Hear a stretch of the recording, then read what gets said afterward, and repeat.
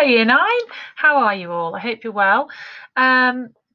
It's a long time since I feel like I've spoken to you or given you a video, so I thought that I would talk you through, now that you are at the stage, after all the great work you've done this term, of thinking about planning and writing your own speech. So there's been lots and bits and pieces of looking at speeches, looking at rhetorical devices, persuasive devices, language techniques, and then most recently looking at ethos, logos, and pathos to think about how to really create a strong argument and make your listener really listen to you. So this video is quite long. It's actually will cover several lessons, but it's going to take you all the way through the different steps of thinking about your speech, planning it from start to end, and getting your first draft done over the next week. So I hope it's useful.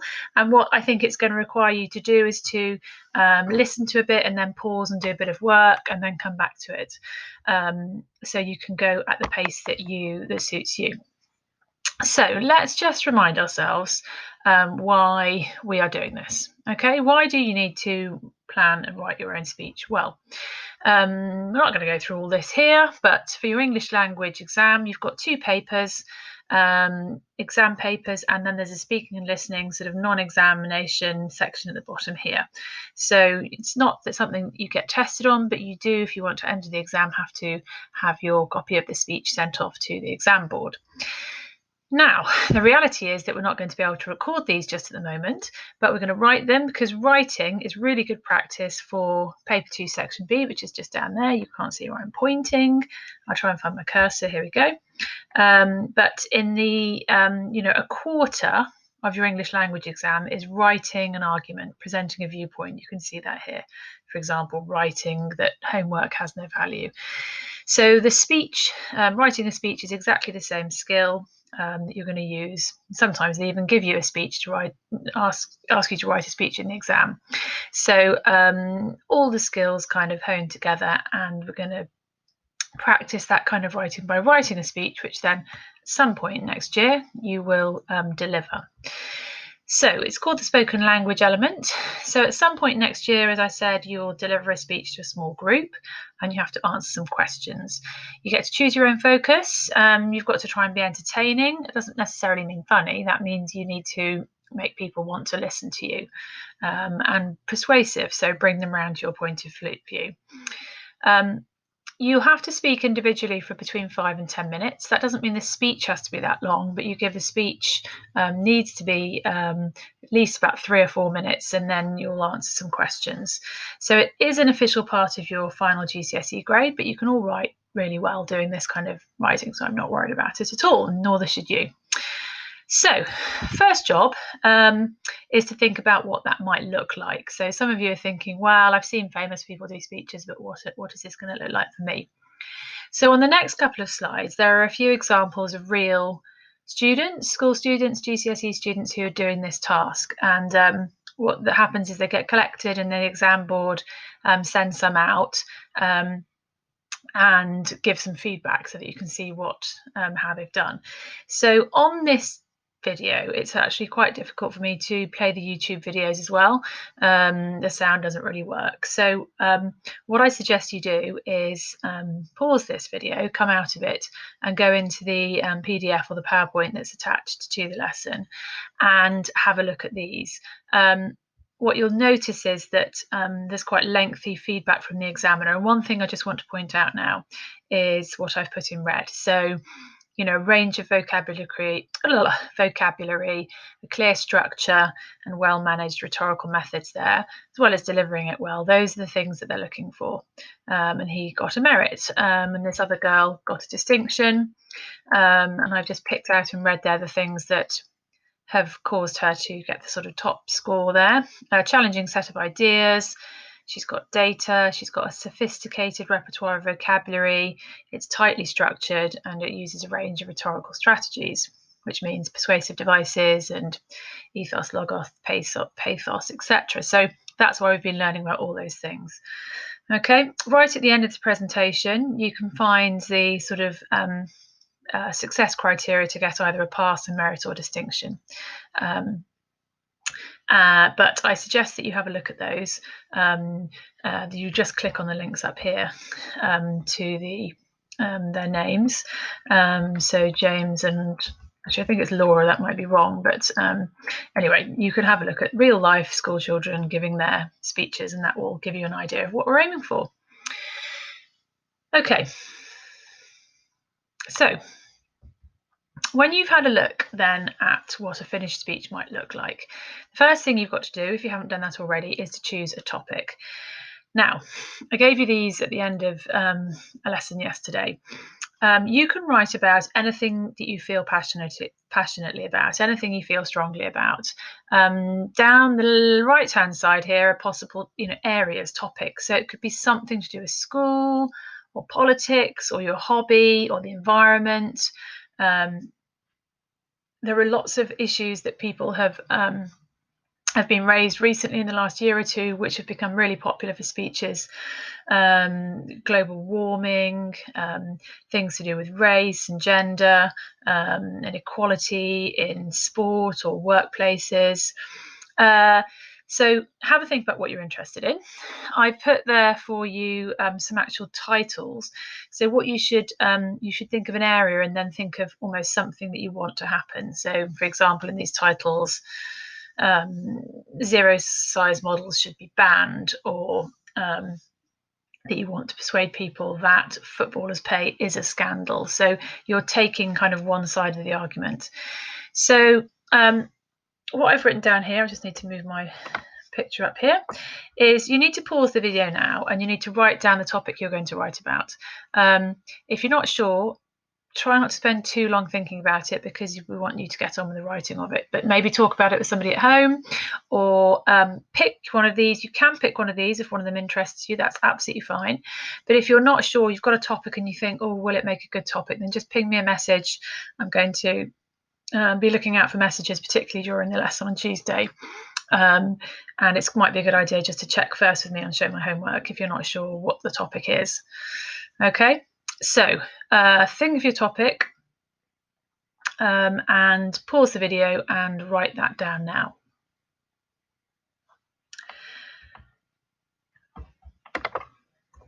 Okay, so the next stage, once you've got your topic, is research and planning. So you might know a lot about your topic already, but even if you do, you need to find out a bit more. I would suggest that you don't choose a topic about which you know absolutely nothing. But if you feel very motivated to research it, then that's fine. You need at least 3 really strong logical arguments why you think the way that you do. So if you want to talk about footballers being paid too much, you need to have 3 good reasons you can think of. So you could, for example, think that they're not good role models. You could think that the money has corrupted them as people. And you could think the third point could be that there are lots more people who are deserving of high pay than footballers, for example. So you need to have just more than one line of argument, and we'll come back to that. But make sure that there are plenty of things you think you can say about your topic. You should look for some facts and statistics. So whatever your topic is, you should look for some actual real life information that you can use to kind of shock your audience or to persuade them about something. You should try and find a quotation from an expert. And to do that, all you really need to do is to type into Google expert opinion on footballers' salaries, or on equality in politics, or whatever it is. Try and find an anecdote about somebody, so somebody who's been personally affected by your topic that you can name, that you can bring the whole thing to life. Again, type that into Google, anecdote about something or other, whatever your topic is, and that will you'll get something there. And you also want to think about a range of powerful words that you can use when you're talking about your topic. So what I want you to do now is pause the video and spend the next 30 minutes researching your topic. On the next slide, I'm going to go through an example of how you put that research into a plan, but I suggest that you spend around 30 minutes or so now, finding some really good information for your speech.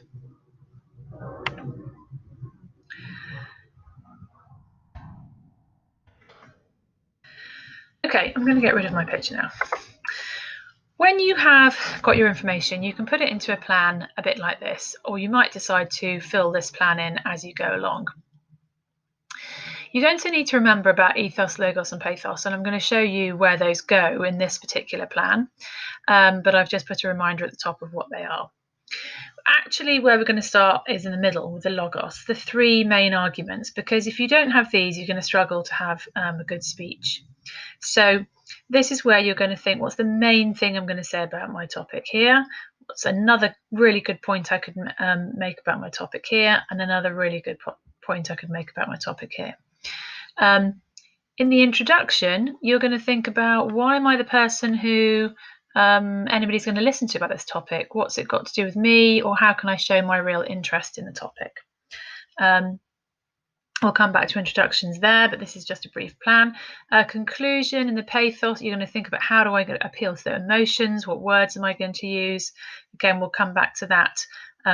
These two, the introduction and conclusion, I'm less worried about you planning now, but the main points, yes, I would make sure you've got plenty to say, so that these can be fleshed out with some detail. What I've put down underneath the main points in purple are some notes you can fill in about, and an anecdote you can use, some statistics you can use, quotation from an expert where it is. You don't need to write the whole thing out here. It's to remind you that you want to use these rhetorical devices, these persuasive devices, as you think about your main points, and similar with the emotive language down at the bottom here. Of course, it doesn't mean you have to use the anecdote with the first main point and the statistics with the second. You think about how they're going to tie in best. So what I've done is I've filled in a sample one to show you what it might look like. Okay, so it's not as clear. So I've taken the topic of mine to be smoking. The sale of cigarettes should be banned in the UK. It's quite a simple one, and I've really done it just to show you how to think about the planning and the detail. So again, I'd start in the middle here with, what are the main points? Can I think of three main reasons why I could talk, in some detail about why cigarettes should be banned? Well, I've got the terrible physical effects in here, and I've listed all the different physical effects you could talk about. I've got the huge cost to the NHS, which is a different argument for why they should be banned. I've put a few details down there, things that I'm going to talk about. And then I've put passive smoking as my third point, okay, which is different to the physical effects on the smoker. It's different to the NHS, it's harmful and unfair that people have to be around cigarettes. I've put a few examples down here, but I'm going to get lots more information there. And then I've actually started to think about some of the techniques I can use. So an anecdote, I actually looked up online here, an anecdote about a smoker, and I found an anecdote about somebody called Amanda B, who writes a blog.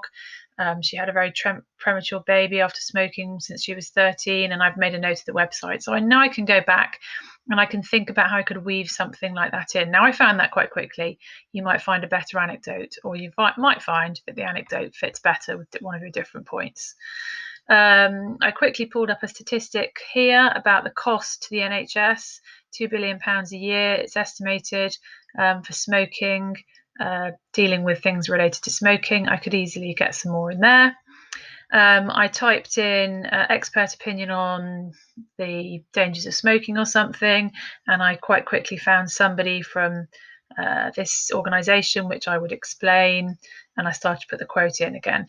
So this is just to show you how you can piece bits of information together in your plan, which means that you're going to have, it's going to be much easier to write out your ideas. And then you can see at the bottom there that I have started to put some words in, like damaging, cancer, disgusting, stuff that's coming to my head that when I want to really raise people's emotions. Now, what I've put at the top is a little bit of information. I've put stat, a number of deaths, so I'm thinking about starting with a statistic there. We'll come back to that.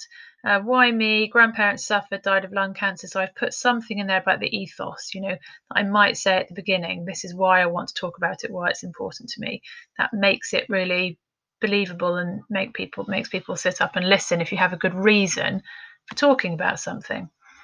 Conclusion, it's hard to plan, but I've said I'll have a summary of my 3 points, a call to action. I'll mention future generations. Again, don't worry too much about these, because I'm going to go through these in some detail about how to write your introduction and conclusion. But again, you will struggle to write either of those things if you haven't got your good 3 main points, your 3 logical arguments in the middle. Of course, you can have more, you can have 4, but you need to have 3. So if you have done your research, you might want to now use this template to fill some of it in so that you can then work through this plan logically when you're writing. If you had a little look at that before you're doing your research, then you need to go away and do your research now. Whilst you're planning, there are some questions here about the ethos. I don't know why I keep saying ethos like the Americans, ethos, logos, and pathos, which will help you if you're getting stuck when you need to think about those areas, but you might just want to come back to that. So once the planning is done, then the job is going to be to write a good introduction to your speech. So you need to create a positive impact straight away so that you grab your reader's attention and you enthuse them to listen. You don't want them to switch off. So let's think about a method for doing that. Well, first of all, actually, hook the audience in with one of these techniques. Your very first line might be a rhetorical question. How many of you here today know somebody who smokes? Okay, it could be a quotation. If it was about smoking, it might not be from Martin Luther King, but it might be from somebody else. You might use a statistic. Last year alone, smoking led to 96,000 deaths in the UK. That's going to be quite shocking. And the idea when we talk about hooking the audience in is to make them sit up and listen. So there are other techniques you could use. You could refer to a recent news story. You could just make a clear statement. You could tell a little personal story about yourself or about somebody else, or an anecdote about that's somebody else, I guess. You could paint a picture. Imagine this young girl on her own in a room full of smoke. You could use a visual aid. Sometimes people do use pictures. You can do that if you want, okay? But I would suggest that you think about one of the other hooks first. So, task, pause the video and have a go at writing the opening in 2 different ways for your speech. So maybe one with a statistic, one with a rhetorical question, okay? And then you can ask somebody either today or at a slightly later stage which you think sounds best, okay? But pause the video and have a go at writing 2 possible opening lines.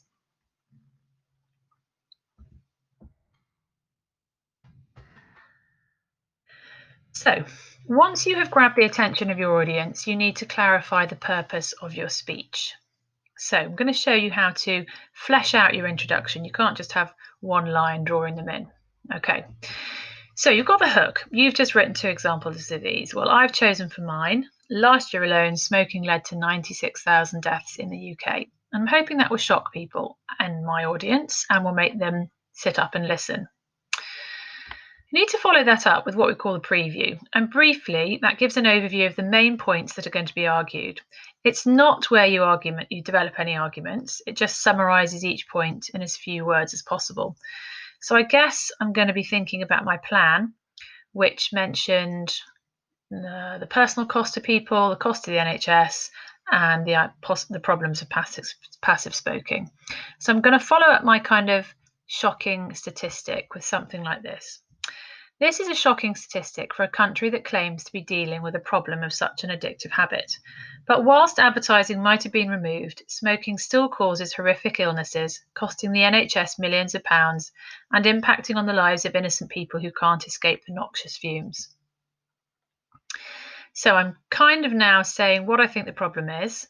I've actually hinted at my 3 main areas I'm going to talk about. So the illnesses, the cost of the NHS, and passive smoking. And the last thing I need to do is just make a really clear statement of my belief, okay? And possibly, if it fits in here, my ethos, okay? So a clearly worded statement telling my audience what the message is. So after I've said that, I might just say something like this. And I'm going to pretend I'm young because sometimes that's what we do in these pieces of writing. As a young person who has seen firsthand the devastating effects of smoking on families, I believe that smoking should be eliminated from our society altogether. Governments should act now to save lives and save the NHS from the unnecessary pressure that smoking causes. Okay, So hopefully you can see that once you've chosen which sentence you want to use to hook your audience in, you can say in a couple of sentences what you think the problem is with your issue, okay? And then you can finish it off with your overall statement of what you believe what should happen, okay? And that will create your introduction.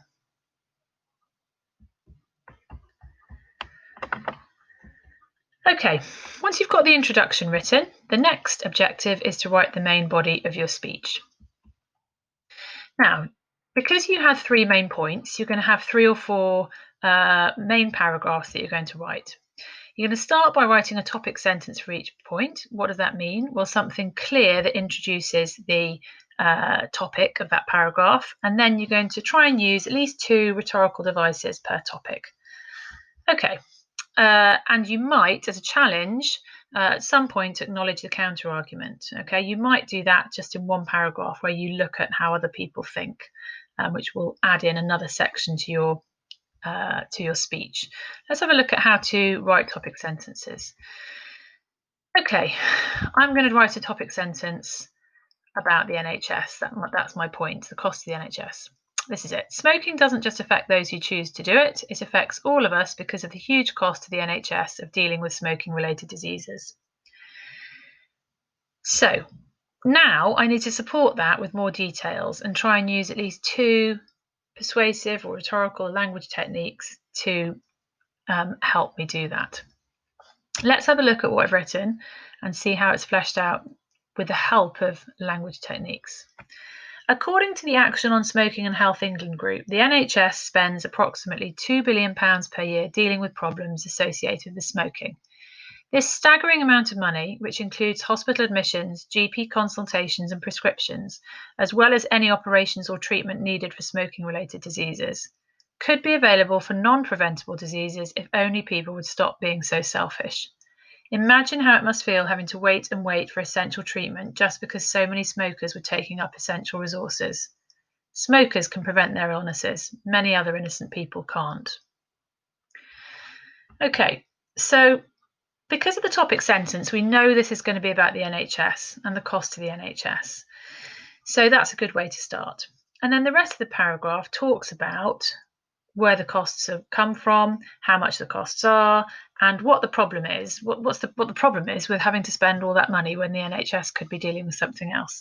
And so hopefully you can spot in the rest of the paragraph statistics, emotive language, and short sentences to help make the speaker's viewpoint clear. And also, if you think about the fact that you need to put statistics and facts in, then that helps you to flesh out your writing. So I just went online and found some information about the amount that the NHS had to spend, and that helped me to really argue my case.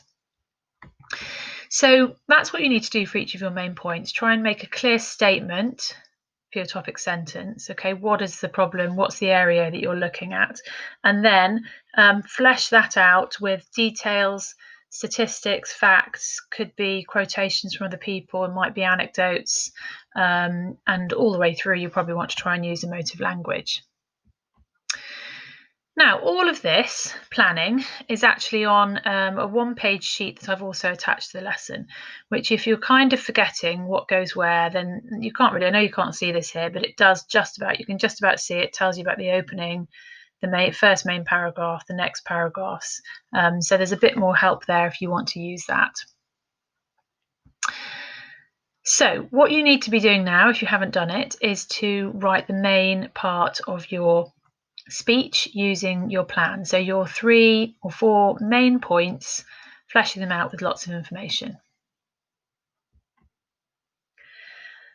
The final thing for your draft that you need to do then is to write the conclusion of your presentation, your speech. Let's have a think about how we do that. The ending is important because you want the audience to be feeling and thinking strongly about your topic. Okay. It should be brief and bold with a strong summary of the facts and ideas that you've laid before the audience. So a kind of summary of what you've said without being repetitive. And you should probably re-clarify the purpose or your opinion. It doesn't have to be the same words, but what you want to happen. So in my case, with my speech about smoking, I want it to be banned. Okay, so I need to restate that at the end. And it might be that you call the audience to action. In other words, you ask them to do something about it. And you'll need to use imperatives and personal pronouns for this. Clear, definite language, okay, is useful. So words like will, I believe, we must make sure, when we do this, and avoiding things like maybe, ought, suppose, possibly. Let's have a look at an example. Again, what you can do is you can use some of these techniques, cause and effect. Unless we do this, then something terrible is going to happen. You can call people to action with the imperative. Make the decision today to change your habits.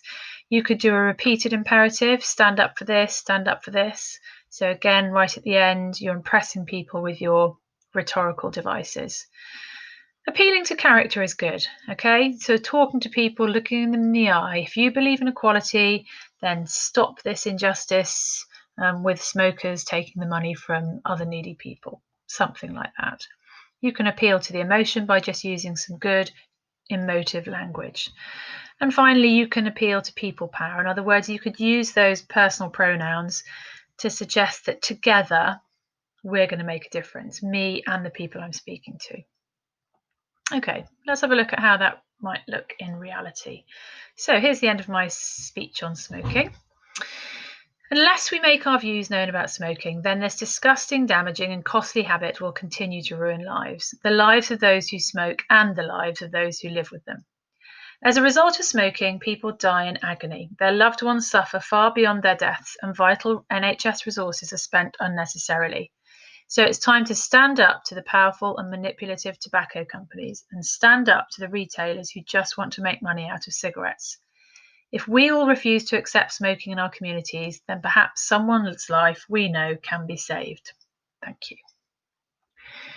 So you probably recognise there that I've used the unless we do this, then this will happen, the cause and effect, to start my conclusion. That can be really effective. In the green here, notice I've summarised the key points. I wonder if you spotted that. I've talked about the effects on the people who smoke. They die in agony. Their loved ones suffer. The NHS resources are spent unnecessarily. So we've got some of the, I haven't been explicit, I guess, about the passive smoking there, but I've summed up the things that I've been talking about throughout. I've used emotive language to create pathos, so I've got some tripling here, and I've got some words which are going to really sort of pack a punch at the end of my speech. And I've used those personal pronouns at the end as well to make it seem like we can do this together. There can be some collaborative effort if my speech is successful. Okay, so what you'll need to do now, almost the last thing, is to pause the video, or stop the video in fact, and write the concluding paragraph. So you can use some of those ideas if you like to, if that helps. And when you've written that, that is going to be the end of your first draft, which you're going to send to me. So well done, you are nearly there. And of course, for any of bits you're confused about, you can rewind and listen to the video again, or you can just go through the PowerPoint at your own pace. There is the one-page sheet to help you, and of course I am nearly always at my computer, so just send me a message if you're stuck. But I've seen bits and pieces of your persuasive writing, and I'm looking forward to reading what you can do, because I know you're going to do really, really well. Okay, see you soon.